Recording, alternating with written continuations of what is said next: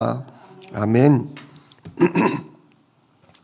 오늘 본문 말씀 가지고 다윗은 왜 가장 복된 왕이었는가라는 제목으로 함께 은혜를 나눕니다. 우리가 요 며칠 사울 왕에 대해서 계속 말씀을 봤어요. 이스라엘 백성이 여호와 하나님이 왕이시거늘 육신의 왕이 없어서, 즉 큰 지도자가 없어서 우리 민족이 12지파나 되는데도 늘 외적의 침입을 막지 못하고 어려움 당한다 하면서 왕을 달라고 그랬죠. 그래서 하나님이 기쁘지 않으셨지만 이스라엘 백성의 간구대로 왕을 주십니다. 바로 그 왕이 사울인데, 사울 왕의 가장 큰 특징은 키가 이스라엘 백성 중에 가장 큰 자였어요. 그리고 두 번째는 사울 왕이 겸손한 사람이었습니다.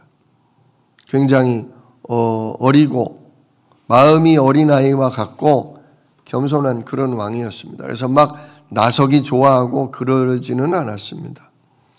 근데 우리가 쭉 말씀을 본 것처럼 하나님이 사울 왕에게 계속 은혜를 주시고 성령과 천군으로 보호하셔서 모압, 암몬, 블레셋, 아말렉 가는 곳마다 다 이기게 하시고 승리케 하셨습니다. 근데 문제는 그 다음부터 벌어져요. 사울 왕이 이렇게 하나님이 이기게 하시니까 감사하고 진짜 기쁘고 그래야 되는데 마치 자기가 이룬 것처럼, 그래서 갈멜산에다가 큰 반석 위에 내가 이렇게 아말렉을 진멸하였다 라고 자기 이름을 승전비를 내기도 하고요. 또 사무엘 선지자를 이용해서 늘 백성들 앞에 내가 하나님이 택한 왕이다, 하나님이 나를 쓰신다 라는 걸 자꾸 보여주려고 이렇게 눈에 보이는 일을 하려고 애를 썼습니다. 점점 마음이 하나님, 두렵고 힘들고 어려울 때는 하나님 의지하다가 그가 복되고 잘되고 하다 보니까 교만해지고 하나님 말씀을 버렸다 그랬어요. 아말렉을 왕과 모든 백성들, 심지어 젖먹는 아기까지 다 죽이고 기르는 양이며 소며 쓰기에 유용한 나귀와 낙타까지도 다 죽이라고 하셨는데, 이 사울 왕이 백성들과 함께 아까워서 튼실하고 좋은 거는 살아남기고 쓸모없는 것들만 죽여서 백성들과 나눠 가지려는 이런 재물 욕심도 있었고, 또 왕 스스로도 뭐라고 그랬냐? 내가 백성들을 두려워하였다. 아니, 전쟁을 나와서 승리를 했는데 이 멀쩡한 것들, 아까운 것들을 그냥 죽이고 갑니까? 이 갔다가 제사도 지내고 갔다가 우리가 먹고 쓰면 얼마나 좋아요. 이런 백성들의 말을 두려워하여 그만 하나님이 진멸하라고 하신 그 말씀을 버리고 짐승들을 살아남겼다는 이야기죠. 결국 왕이 말씀을 버림으로 하나님도 사울 왕을 버린다, 그런 말씀이 나오죠. 그리고 뒤이어서 누가 나와요? 하나님께 기름 부은 어린 소년 다윗이 나옵니다. 바로 오늘 우리가 같이 나눌 이 다윗인데요. 다윗은 이새의 아들이 8이나 있었는데 막내 아들이었어요. 근데 어려서부터 아버지의 가업을 이어서 양을 맡아서 기르고 지키는 목동이었죠.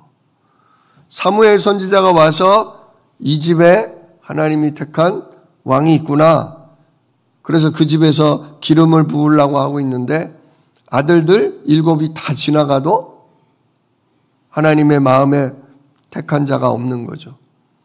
그래서 아니, 아들들이 전부냐? 아니요, 아직 하나가 더 있는데 저 들판에서 양을 치고 있습니다. 이렇게 할 만큼 뭐 그 집안에서 그렇게 두드러지게 주목받는 아들은 아니었던 것 같습니다. 그런데 사무엘 선지자가 그를 빨리 데리고 오라. 그가 오기 전까지는 밥도 먹지 않겠다. 그래서 다윗 왕이 왔을 때 이 사람이 바로 하나님 마음에 합한 자, 하나님이 택한 자다 그랬어요. 자, 왜 다윗은 하나님 마음에 합한 자고 하나님이 다윗을 택하셨을까요? 저는 그 대표적인 구절이 너무나 많지만 바로 23편, 시편 23편 오늘 본문 말씀이라고 생각합니다. 그 중에서도 1절 말씀, 시편 23편 1절, 여호와는 나의 목자시니 내게 부족함이 없으리로다. 이 한 절을 통해서 모든 걸 확인할 수 있습니다. 다윗이 뭐였다고요? 양을 치는 목동이었다. 그 2절에 나오죠. 그가 나를 푸른 풀밭에 누이시며 쉴 만한 물가로 인도하시는도다. 다윗이 하는 일이 뭐냐? 아침이면 우릿간을 열어서 양들을 데리고 푸른 풀밭으로 나가는 거예요. 그래서 풀을 잔뜩 뜯어먹고 나면 어디로 또 데려가요? 시냇가로 데려가서 물을 마시게 하는 거죠. 자, 그러다가 4절, 내가 사망의 음침한 골짜기로 다닐지라도 해를 두려워하지 않을 것은 주께서 나와 함께 하심이라. 주의 지팡이와 막대기가 나를 안위하시나이다. 자, 이렇게 풀을 먹이고 돌아오다가 갑자기 사자나 곰을 만나면 어떻게 돼요? 예, 자기가 막대기로 때려잡기도 하고 돌팔매로 돌을 날려서 바로 양을 물어가려고 하는 사자와 곰을 쓰러뜨리고 그들의 입을 찢어서 물렸던 양을 건져내고 치료해주는 그런 목동의 일을 했거든요. 근데 그렇게 어려서부터 목동 일을 하면서 뭘 느꼈냐? 아, 여호와 하나님과 나와의 관계가 이런 관계구나. 양이 먹을 걸 걱정하냐? 양이 물 마실 걸 걱정하냐? 양이 내가 사자를 이길 수 있을까? 곰이 와서 나를 물어가면 어떡하지? 그걸 걱정할 필요가 뭐가 있냐? 내가 다 먹이고 내가 다 물을 마시게 하고 내가 다 지켜주는데 양이 뭔 걱정을 하겠냐 하면서 다윗이 야 이 양놈들아, 니들은 목자를 잘 만난 줄 알아라. 나는 어디에 좋은 풀이 있는지를 철마다 알고 나는 물이 말라도 어디 가면 물이 그래도 있다는 걸 알고 나는 어떤 사자 어떤 곰이 달려들어도 난 여호와 하나님의 이름으로 사자고 곰이고 다 쓰러뜨릴 수 있는 이런 지혜가 있다. 힘이 있다. 야, 니들은 주인 잘 만난 줄 알아, 이놈들아. 이러다가 나도 주인을 잘 만났구나. 여호와 하나님이 내 평생을 두고 먹을 것과 쓸 것을 주실 테고 내가 어떤 상황, 어떤 위기를 만나도 주의 성령과 천군이 나의 지팡이와 막대기가 되셔서 나를 붙들어 주실 거다. 이게 깨달아지니까 이게 노래로 나오고 찬양으로 나오고 기도로 나오고 그러다가 시편 23편이 쓰여진 겁니다. 그러니까 어느 날 그냥 말씀 한 번 듣고 은혜 받은 그런 수준의 사람이 아니라는 얘기죠. 어려서부터 자기의 삶 속에서 늘 함께하고 돌보시는 그 하나님을 발견하고 누린 사람. 자, 그래서 다윗은 왜 가장 복된 왕이었는가가 제가 쭉 성경을 보면서 4가지로 정리를 했어요. 첫 번째, 다윗은 말씀의 사람이었습니다. 말씀의 사람. 거기 프린트물을 보시면 시편 119편 48절로 52절에 이렇게 나옵니다. 자, 먼저 첫 줄에 48절을 보면 또 내가 사랑하는 주의 계명들을 향하여 내 손을 들고 주의 율례들을 작은 소리로 읊조리리이다. 그렇게 나와요. 이스라엘 백성들은 신명기 말씀에도 나오지만 어려서부터 모세의 계명을 어려서부터 아주 철저하게 외우도록 만들었어요. 왜?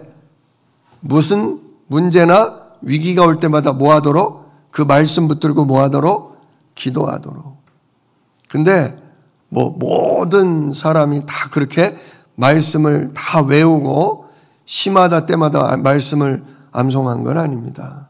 근데 오늘 여기 시편 119편 48절을 보니까 내가 사랑하는 주의 계명들을 즉 하나님 말씀을 뭐 한대요? 사랑한대요. 내가 사랑하는 주의 계명들을 향하여 내 손을 들고 주의 율례들을 작은 소리로 읊조리리이다. 입으로 계속 뭐 하는 거예요? 암송하는 거예요. 여호와는 나의 목자시니 내게 부족함이 없으리이다. 몸이 아프다. 진짜 여호와는 나의 산성, 여호와는 나의 방패. 계속 그렇게 말씀을. 왜 시편 1편이 다윗의 시는 아니지만 시편 1편에도 뭐라고 나옵니까? 1편 2절에 보면 오직 여호와의 율법을 즐거워하여 그의 율법을 주야로 묵상하는 자로다. 진짜 우리 주안새생명교회 사랑하는 모든 성도님들, 우리 모든 후대들 진짜 다윗처럼 주의 말씀을 사랑하시기를 축복합니다. 그리고 그 말씀들을 늘 입으로 순간순간 읊조린다. 주야로 그 말씀을 묵상하기를 예수 이름으로 축복합니다. 그러면 어떤 응답이 오냐? 자, 이렇게 48절 주의 계명을 사랑하고 그 하나님의 말씀을 늘 작은 소리로 암송하다 보니까 이렇게 얘기해요. 그러면서 49절이죠. 주의 종에게 하신 말씀을 기억하소서 주께서 내게 소망을 가지게 하셨나이다. 먼저는 주의 말씀을 자기가 뭐 하고 있는 거예요? 기억하고 있는 거예요. 그게 어려울 때마다 절망적인 순간마다 나에게 뭘 줘요? 소망을 갖게 해준다 그거죠. 진짜 말씀의 사람은 아주 절망의 순간에도요. 하나님의 약속의 말씀, 예수 그리스도 이름에 하나님 나라의 일이 일어난다는 이 영적 사실을 말씀을 암송하고 말씀을 붙잡고 기도하면서 절망의 순간에도 소망이 생기게 되는 줄로 믿습니다. 그러면서 50절에는 뭐라고 그래요? 이 말씀은 나의 고난 중에 위로라. 고난이 와도 진짜 너무너무 억울하고 답답하고 힘들어도 그게 주님의 말씀이 나에게 뭐가 돼요? 위로가 돼요. 왜냐? 주의 말씀이 자꾸 나를 뭐하게 하셔요? 살아나게 하셔요. 이게 성령 인도입니다. 성령 인도는 그냥 적극적인 사고방식이 아니고요. 성령 인도는 잘 될 거야. 어떻게 될 거야. 긍정적인 그런 사고방식이 아닙니다. 성령 인도는 그야말로 하나님이 약속한 말씀대로 붙들고 말씀을 가지고 묵상하고 말씀을 가지고 기도하다가 하나님께 위로받는 거예요. 그래, 이 말씀대로 나를 세워주시리라. 이 말씀대로 나를 회복시켜 주시리라. 그래, 이 말씀으로 나와 우리 가정과 후대를 살려주시리라.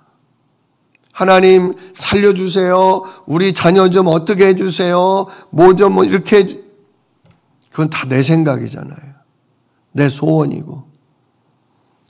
그래서 우리가 자꾸 말씀을 가까이 두고 읽고 또 읽으면서 지금 부닥치는 나의 상황과 접목을 잘 하셔야 돼요. 그러다 보면 말씀을 사랑하게 되고 그 말씀이 나에게 소망을 주고 그 말씀이 고난 중에 위로가 되면서 죽어가는 내 생각 마음이 살아나는 그런 은혜를 힘입게 됩니다. 그 좀 구체적인 내용이 나와요. 51절, 교만한 자들이 나를 심히 조롱하였어도 나는 주의 법을 떠나지 아니하였나이다. 교만한 자가 누구겠어요?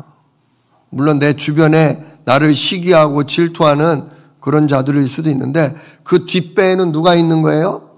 사단 마귀가 있죠. 사단 마귀가 옆 사람들을 통해 내 앞에 있는 원수를 통해 나를 막 조롱하고 네 인생은 끝났다. 너의 하나님이 어디 있냐? 누가 그랬습니까? 골리앗이 그랬잖아요. 골리앗이. 뭐 너희 하나님 여호와가 살아계셔? 웃기지 마라. 우리의 신이 더 크다 하면서 진짜 골리앗이 자기네 신의 이름으로 여호와 하나님을 모욕하고 여호와 하나님의 백성을 모욕했죠. 근데 그런 조롱을 듣고도 뭡니까? 현실적으로 볼 때는 아닌 게 아니라 다윗이 두렵고 떨 수도 있는데 주의 법을 떠나지 않았다. 아니다. 네 놈이 아무리 나를 조롱하고 지금 이 상황을 가지고 우리 하나님을 욕하고 나를 무시해도 아니다. 주의 말씀대로 된다. 하나님이 약속하신 대로 이루신다 하면서 그 약속의 말씀을 버려요, 안 버려요? 결코 버리지 않습니다. 근데 사울왕은 현실 속에서 아말렉을 진멸하는 말씀을 백성들의 말을 듣고 버렸단 말이에요. 그러나 다윗은 결단코 하나님의 말씀을, 주의 약속을 상황이 안 좋다고 해서 포기하거나 버리지 않았다는 사실입니다. 그러면서 여호와여 주의 옛 규례들을, 그러니까 모세 때부터 주신 그 말씀들을 내가 기억하고 스스로 뭐 했나이다? 위로하였나이다. 그래서 다윗이 뭐라고 기도합니까? 종종 나의 영혼아 잠잠히 하나님만 바라라 그러잖아요. 나의 소망이 저에게서 나오는도다 그러잖아요. 하나님의 언약의 말씀을 가지고 자기의 영혼을, 자기의 속사람을 뭐 하는 거예요? 위로하는 거예요. 걱정하지 말자. 분명히 여호와는 나의 산성이다. 방패시다. 하나님이 반드시 때가 되면 이루실 거다. 진짜 말씀으로 산 사람입니다. 말씀을 따라 산 사람입니다. 여러분, 우리가요, 예전에 뭘 지켜야 되고, 뭘 지켜야 되고, 뭘 지켜야 되고, 그걸 율법이라고 그랬잖아요. 물론, 지키면 복 받는다. 지키면 내가 잘 된다. 거기에만 빠져 있으면 그게 율법주의가 될 수 있어요. 근데 율법주의는 너는 왜 안 지키냐? 율법을 가지고 남을 정죄하고 판단하는 게 율법주의지, 말씀을 지키는 것 자체는 선한 거예요. 우리 지금 성경 쭉 흐름을 보세요. 말씀을 지킨 자를 뭐라고 하셔요? 선하다고 하셔요. 물론 복음은 놓치면서, 여자의 우선 그리스도 언약은 놓치면서 내가 주일도 지켰고 뭐 헌금도 했고 모두 했으니 복 주십시오. 그런 사람은 복 못 받죠. 그것 때문에 율법이라고 그러는 거예요. 그러나 하나님을 사랑하고 그리스도를 사랑하고 언약을 사랑하면서 말씀을 지키는 것은 그건 선한 것입니다. 말씀 지키는 것 자체를 율법이라고 하면 안 돼요. 말씀 안 지키고 엉망으로 사는 거, 그거는 진짜 하나님께 늘 징계를 받고 사단에게 붙들린 자가 그런 삶을 산다는 걸로 충분히 표현되어 있어요.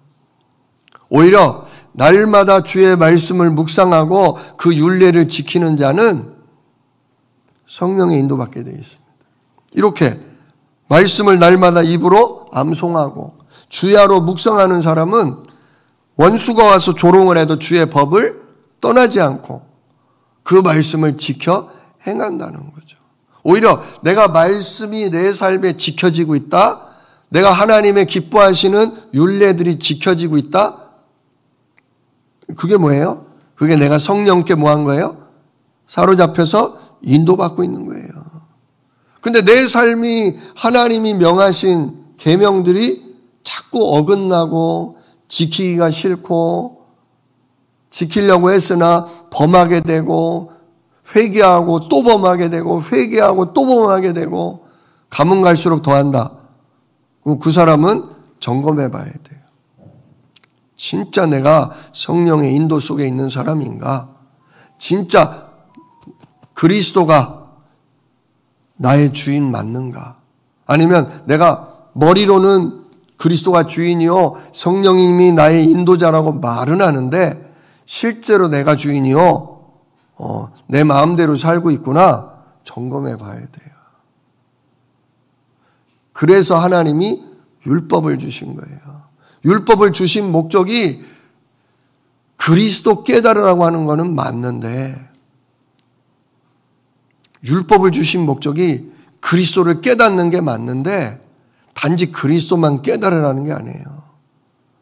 율법적인 율법을 지켜지는 삶을 보면서 야 진짜 내가 그리스도 잡았더니 성령께서 이 선한 말씀이 내 삶에 못되게 하도록 성취되게 하도록 인도하시는구나. 그걸 우리가 확인할 수 있어야 돼요.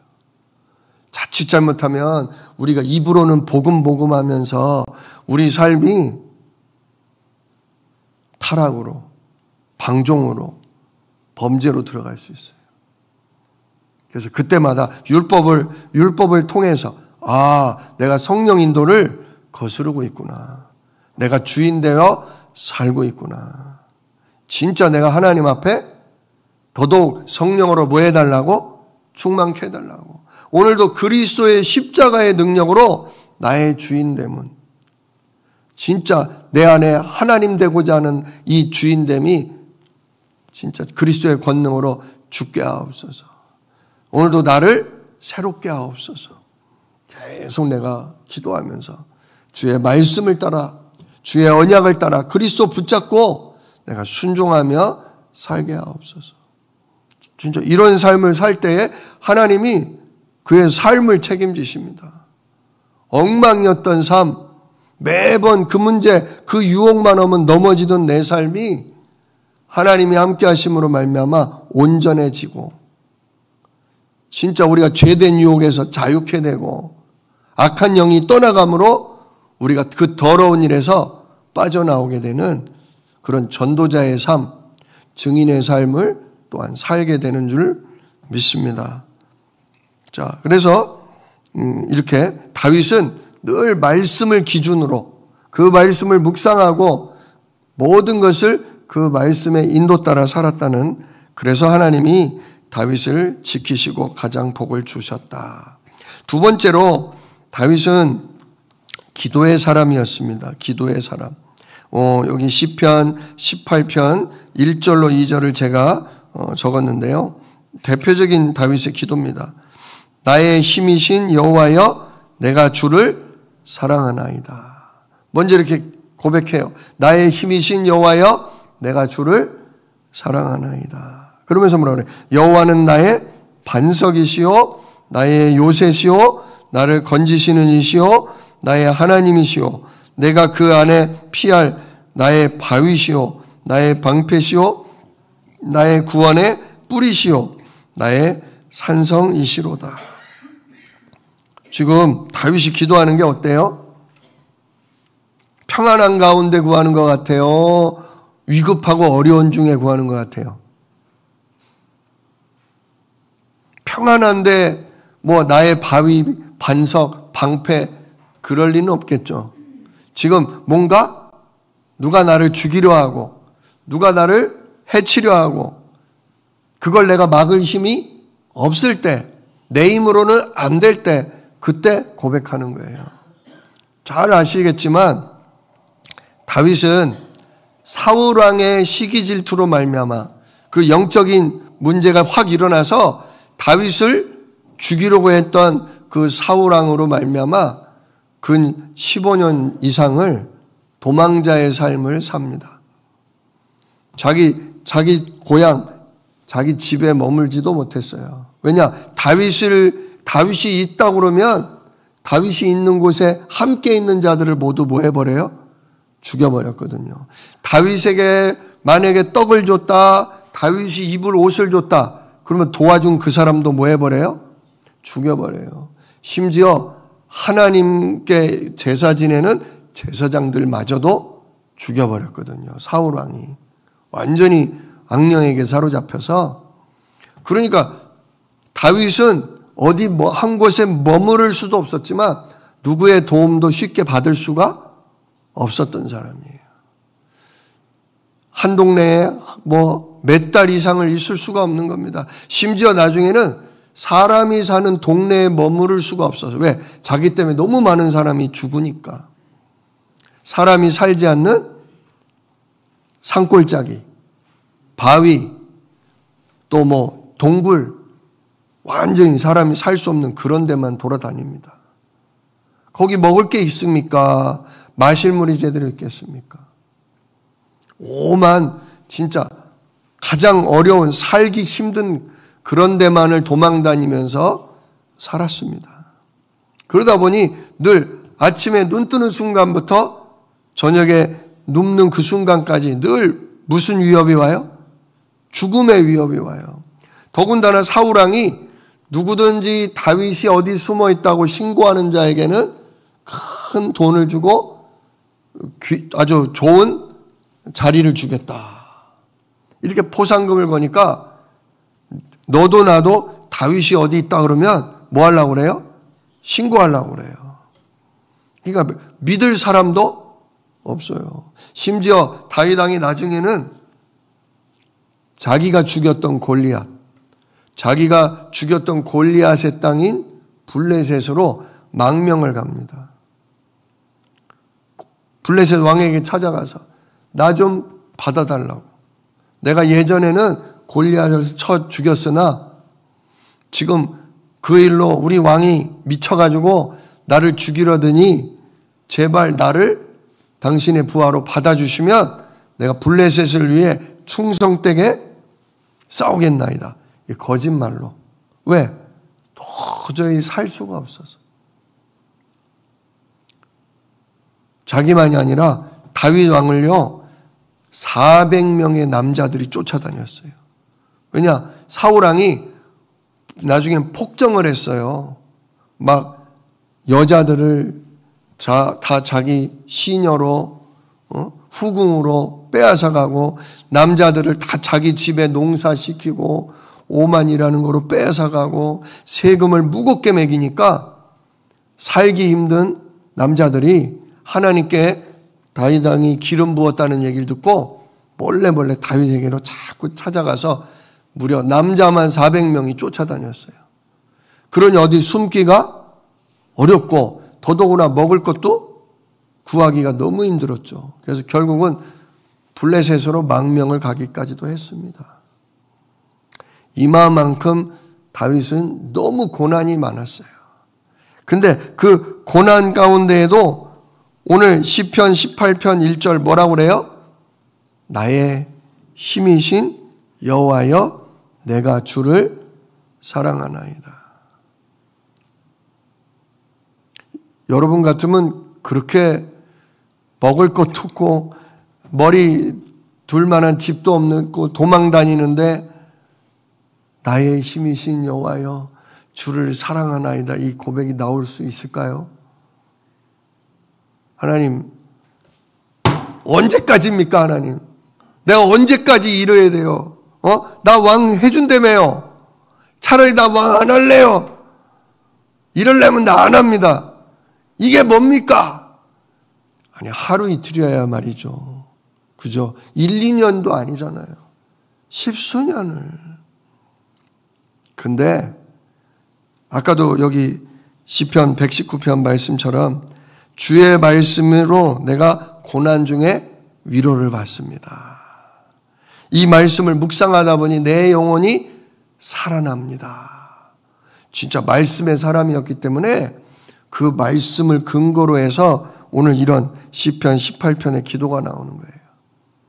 나는 죽을 자가 아니다. 나는 망할 자가 아니다. 지금 죽을 위기가 와도 진짜 여호와는 나의 뭐가 되신다? 반석이시오. 나의 요새시오. 나를 건지는 이시오, 나의 하나님이요, 나의 피할 바위요, 나의 방패시오, 나의 구원의 뿌리시오, 나의 산성이시로다. 계속 고백하는 거예요. 근데 이렇게 말씀을 붙잡고 묵상하면서 계속 기도하다 보면 뭐가 생겨요? 보이지 않는 방패가 보이는 거예요. 보이지 않는 산성이 보이는 거예요. 다윗이 도망도망 다니다가 동굴로 숨었잖아요. 근데 그 동굴에 누가 들어와요? 사울 왕이 들어와요. 군대를 몰고 이 근처 어디 숨어 있답니다. 빨리 뒤져라, 뒤져라. 뒤지고 뒤지는데 안 보여. 근데 동굴이 있어. 그러면 이제 이 안으로 들어가 봐. 여기도 수색해. 그러면 어떻게 돼요? 들켜서 죽는 거예요. 근데 갑자기 사울 왕이 배가 아파. 똥이 마려워. 그러니까 동굴을 뒤져라 소리를 안 하고, 야, 여기 좀 밖에 지키고 있어. 나 일 좀 보고 올게. 하고 들어가서 뭐예요? 일을 보고 그냥 그 동굴을 나오는 거예요. 이제 동굴을 뭐 할 차례인데, 동굴을 원래는 뒤져야 되는데 갑자기 배가 아파. 그리고 자기가 일을 봐놨으니 거기를 뒤져라 소리 하겠어요, 안 하겠어요? 거긴 넘어가는 거예요. 근데 그 동굴에 누가 있었다? 다윗과 부하들이 숨어 있었다.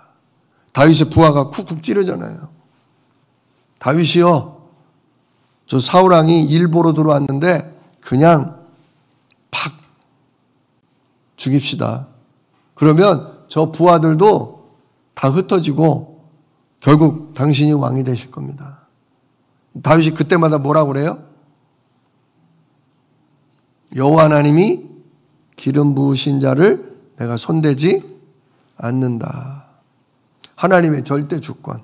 하나님의 그렇게 못 살게 굴고 그렇게 죽이려고 드는데도 진짜 바로 죽여버리면 간단한 건데, 쉽고 편한 건데 일부러 어렵게 하나님이 내가 저 사람을 쳐서 왕 되는 게 아니라 하나님이 저분을 정리하시고 나를 왕으로 뭐 하실 거다? 세우실 거다. 그때를 기다리는 거예요. 쉽게 갈 수 있는데도 굳이 어려운 길을 택해요. 어려운 길이라기보다는 하나님의 주인 되심 앞에 맡기는 거예요. 진짜 그게 기도의 사람이에요. 하나님, 주님이 일하십시오. 주님이 저 왕 세운다고 하셨으니 주님이 저를 세우실 때까지 저는 뭐 하겠습니다? 기다리겠습니다. 기도의 사람이에요. 또 그런 구절도 있잖아요. 내가 산을 향하여 눈을 들리라. 나의 도움이 어디서 올꼬? 나의 도움이 천지를 지으신 여호와에게서로다. 진짜 바라볼 데가 없는 거예요. 바라볼 데가. 믿을 만한 사람, 도움 청할 사람 하나 없는 거예요. 그러니까 보이는 건 뭐밖에 없어요? 맨날 도망 다니는 산만 보여. 내가 산을 향하여 눈을 들리라. 누가 나의 도움이 될까? 이 천지 만물을 만드신 여호와께서 나를 도우실 거다. 그게 다윗의 기도였어요. 진짜 여러분, 우리에게 고난과 어려움이 오면 올수록 하나님과 더 가까워져요. 편안하면 우리가 돈 벌고 돈 불리는 데 관심이 많아요. 편안하면 놀러 다니고 맛있는 거 먹고 좋은 옷, 좋은 차 이거 찾으러 다니기 바빠요. 근데 어려움이 오면 올수록 더 누구를 바라보게 돼요? 야, 돈도 소용없구나. 먹는 것도 한때구나. 옷이 좋으면 뭐하냐? 집이 넓으면 뭐하냐? 그 집에 내가 살지도 못할 만큼 이렇게 문제가 오는데 진짜 나의 도움이 어디서 올까? 그래, 온 우주를 창조하시고 그걸 다스리시는 성삼위 하나님만이 나의 도움이다. 예수 그리스도 이름만이 성령과 천군이라는 나의 유일한 도움이다. 진짜 여러분 지금 어려움과 고난과 외로움이 있으시다면 자꾸 내 환경, 눈에 보이는 그런 것으로 도움을 찾지 마시고요. 다윗처럼 진짜 나의 반석, 나의 산성, 나의 방패 되시며 나의 참된 도움 되시는 예수 그리스도 이름을 부르실 수 있기를 주님의 이름으로 축원합니다. 자, 이처럼 다윗은 말씀을 붙들고 인도받는 사람이었고 그 말씀을 근거해서 하나님이 나의 유일한 도움이라고 믿고 기도한 사람이었어요. 세 번째로 다윗은 어떤 사람이었냐? 예배의 사람이었습니다. 예배의 사람. 사무엘하 6장 13절로 14절. 이게 뭐냐? 예루살렘 성전을 짓고요. 예루살렘 성전을 짓기 전에 하나님의 언약궤를 자기가 사는 예루살렘 성으로 가지고 들어오는 장면이에요. 여기 보면 여호와의 6장 13절로 14절 여호와의 궤를 맨 사람들이 6걸음을 가매 다윗이 소와 살찐 송아지로 제사를 드리고 다윗이 여호와 앞에서 힘을 다하여 춤을 추는데 그때 다윗이 배 에봇을 입었더라. 진짜 다윗이 얼마나 하나님의 언약, 여자의 우선 그리스도 언약을 사모했는지 그 오벳에돔이라는 사람 집에 거기 뭡니까? 성막이 있었고 거기에 하나님의 언약궤가 있었거든요. 근데 이거를 이제 왕궁이 있는 예루살렘으로 그리고 성막도 왕궁이 있는 예루살렘으로 옮기기를 원했던 거예요. 그래서 드디어 준비를 다 해놓습니다. 여기 앞에 구절들을 읽어보면 레위 제사장들 중에 성가대를 뽑아요. 노래하는 사람, 나팔을 부는 사람, 진짜 수금을 부는 사람, 여러 가지 악기를 동원해요. 찬양대를 동원해서 하나님의 언약궤가 움직일 때 찬양을 부르게 해요. 그리고 하나님이 기뻐하시는 어린 양으로 피제사를 드리도록 합니다. 그리고 드디어 하나님의 자기가 있는 예루살렘 성으로 언약궤가 들어온 성은 얼마나 기쁘고 감사했는지 덩실덩실 뭐예요? 춤을 춰요. 막 옷이 막 훌러덩 벗겨질 만큼 얼마나 기뻤는지. 즉 하나님 예배하기를 그토록 사랑했다. 근데 여기 이것도 모자라서 나중에는 뭐까지 지어요? 나는 백향목으로 만든 왕궁에 살거늘 우리 하나님의 언약궤는 저 낡은 텐트 성막에 있구나. 어떻게 하면 좋을까? 내가 어떻게 해야 저 하나님의 언약궤를 저 그리스도 언약을 높일 수 있는 집을 지을까 근심하고 있는데 하나님이 선지자를 보내서 성전을 짓는 걸 허락을 하시잖아요. 물론 직접 지은 건 아니지만 나중에 솔로몬 성전을 지을 모든 필요한 거를 뭐예요? 그냥 전쟁을 나가서 빼앗아 온 모든 금, 은, 보석 모든 걸 다 뭐 해버려요? 자기가 갖지 않고 다 하나님 앞에 헌금해요. 아주 창고에 차곡차곡 쌓아놓습니다. 이걸로 성전 벽을 완전히 금으로 뭐 해버리자? 완전히 그냥 금으로 도배를 해버리자.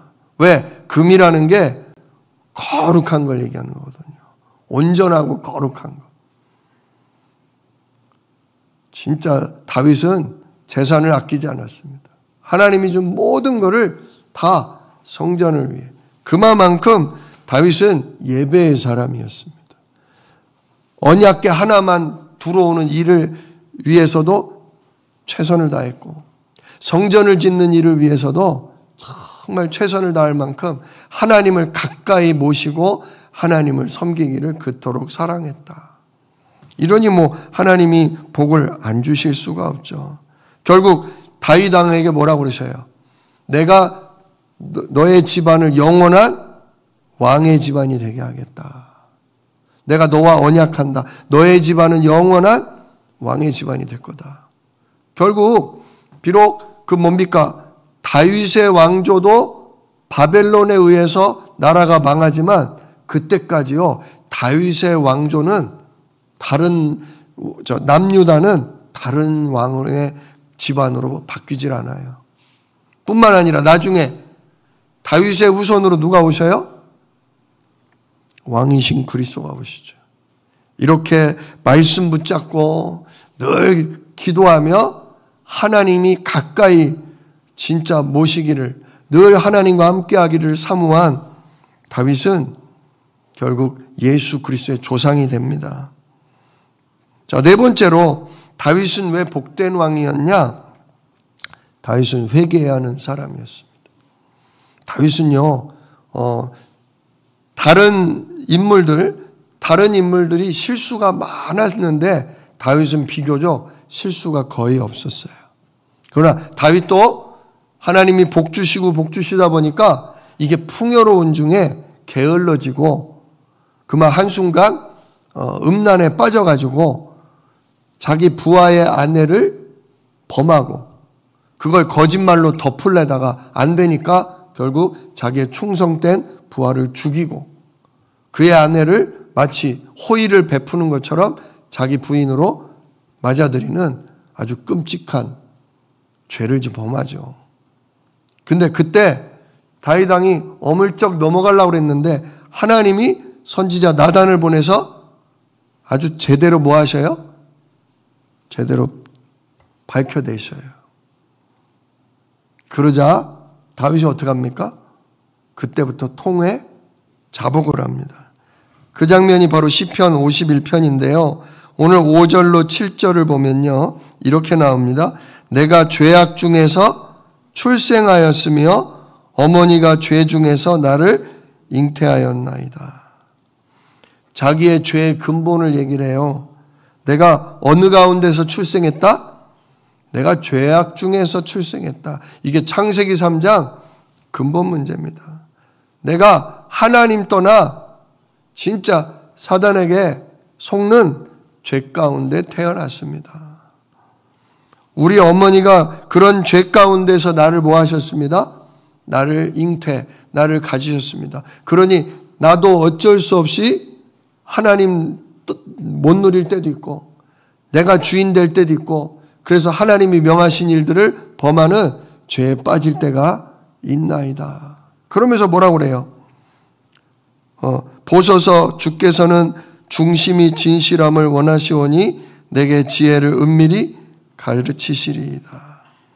진짜 하나님 제가 진실하기를 원하시는데 나는 이렇게 거짓되고 나는 이렇게 죄인이니 주님께서 저에게 지혜를 은밀히 모아서서 가르치소. 그 죄 가운데에서 돌이킬 수 있도록 지혜를 달라고 구하는 거예요.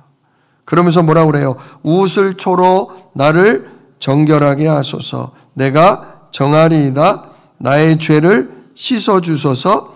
내가 눈보다 희리이다. 자, 하나님이 주신 지혜가 뭐냐? 우슬초로 나를 정하게 하소서 그랬어요. 우슬초가 뭡니까?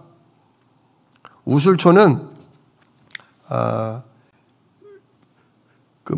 이스라엘 백성들이 사는 집집마다 이렇게 담벼락 있잖아요. 담벼락 밑에서 자라는 흔히 자라는 풀이래요. 아주 귀하고 고결한 그게 아니라 흔히 자라는 풀이래요. 뭐가 있을까요? 우리나라는 뭐가 흔히 자라죠?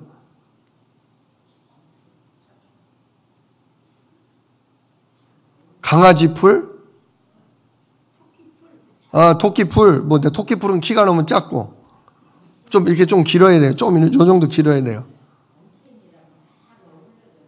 엉캥이? 자, 담장 밑에 늘 자라는 그 풀이 우슬초인데 그 풀을 어떨 때 쓰냐? 6월절 어린 양 잡아서 피를 내고 그 피를 갖다가 문 인방과 설주에 바를 때 그때 주로 쓰는 게 담장 밑에서 자라는 우슬초예요.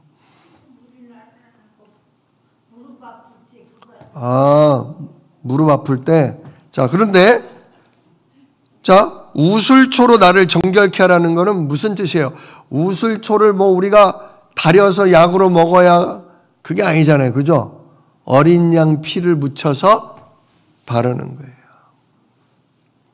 내가 죽어야 하건만 하나님 진짜 아무 죄 없는 어린 양이 죽음으로 나의 죄를 용서하심을 감사합니다. 한마디로 우슬초로 나를 정결하게 하소서는 예수 십자가의 보혈로 나를 씻어주소서. 그거예요. 내가 엄마 뱃속부터 죄인이니 내가 엄마 뱃속부터 성령 인도보다 내 마음 내가 원하는 대로 사는 그런 죄인이니 그리스도와 함께 죽고 그리스도가 나의 주인 되어 주시옵소서. 그게 하나님이 주시는 은밀한 지혜예요. 진짜. 그래서 우슬초로 나를 정결케 하소서 내가 정하리이다. 이게 회개하는 거예요. 진짜 회개는 뭐냐? 진짜 다시는 안 그러겠습니다. 하나님 내가 잘못했습니다. 다시는 안 그러겠습니다. 내가 또 그러면 내 손에 장을 지지. 그거는 절대 회개가 아닙니다. 다시는이라는 말이 나오는 것 자체가 이미 죄를 뭐 하는 거예요? 모르는 거예요. 누가 그랬어요? 이지영 목사가 그랬단 말이에요. 이지영 목사. 어렸을 때 이 진짜 근본을 모르니까 하나님 딱 한 번만 용서해 주세요. 초등학교 2학년 때 그랬다니까요. 하나님 진짜예요. 내가 거짓말 다시는 안 할게요. 딱 한 번만 용서해 주세요. 근데 그 다음날 바로 했잖아요. 그러니까 정말입니다. 마지막입니다. 한 번만 더. 그 다음날 또 했잖아요. 하나님 그러면 머리카락 3개씩 뽑을게요. 머리카락 3개씩. 죄를 알아요? 몰라요? 내가 엄마 뱃속부터 죄인이라는 거 몰라.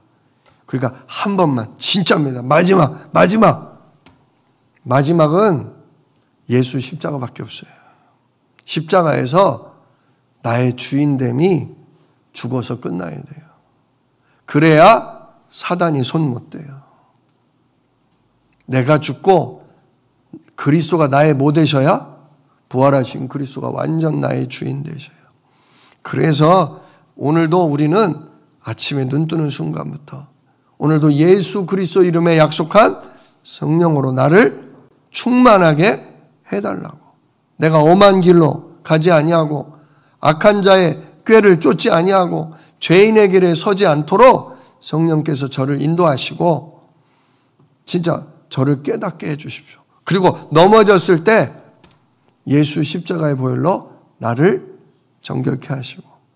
근데 이제 그냥 죄 용서해달라는 게 아니에요. 완전 뭐가 바뀌어야 돼요? 주인이 바뀌어야 돼요. 그게 회개예요.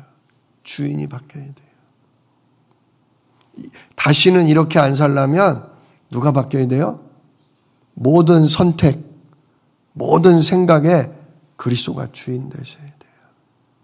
그래야 반복되지 않고요. 그래야 술이나 음란이나 어떤 죄에 임박이지 않아요.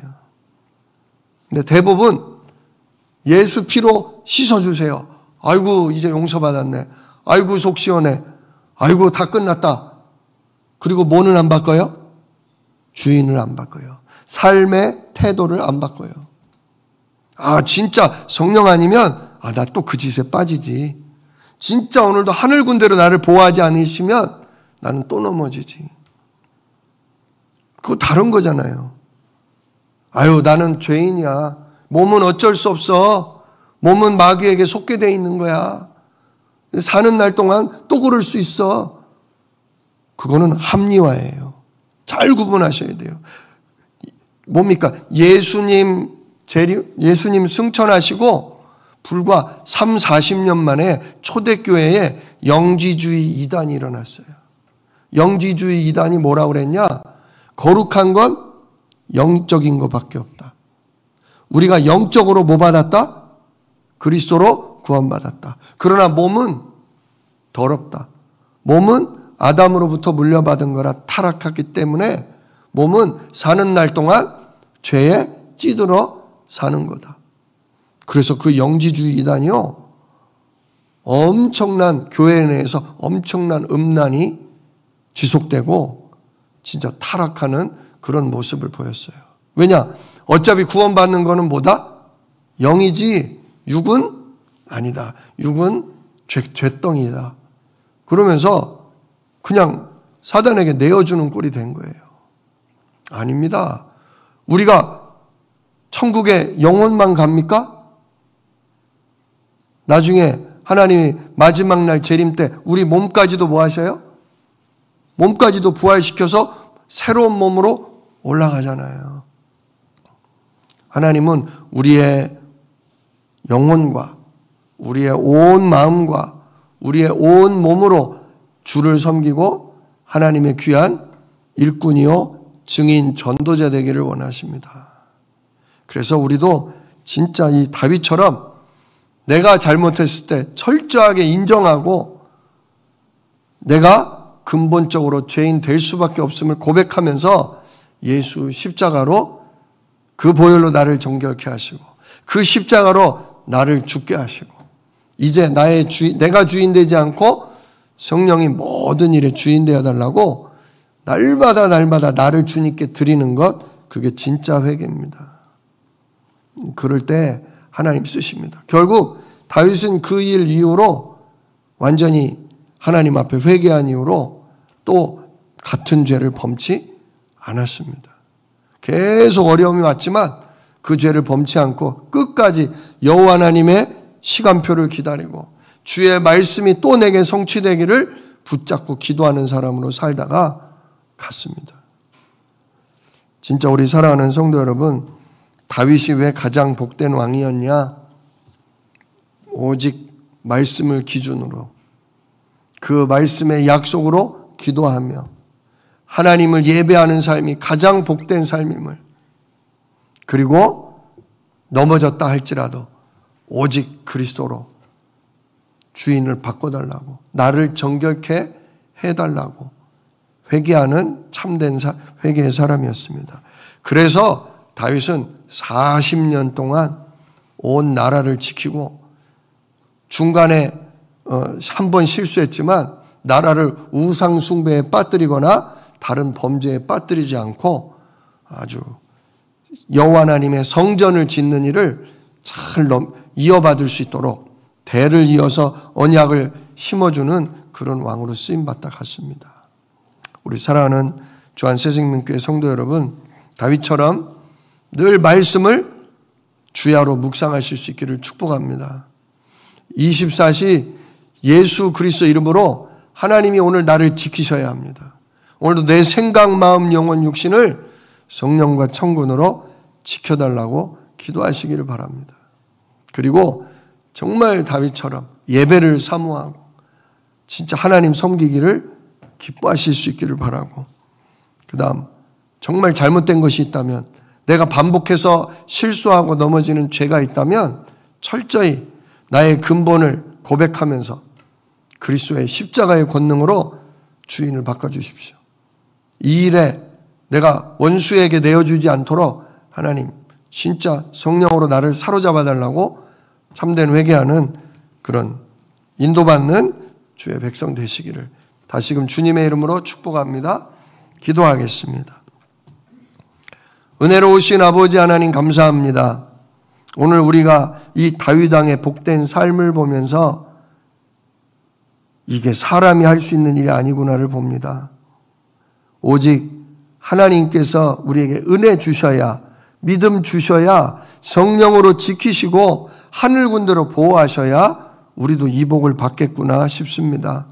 하나님, 오늘 예배 후에 우리가 이 부분을 놓고 기도하오니 아버지, 우리로 말씀의 사람, 기도의 사람, 정말 예배의 사람, 그리고 회개의 사람으로 살아갈 수 있도록 우리를 축복하옵소서.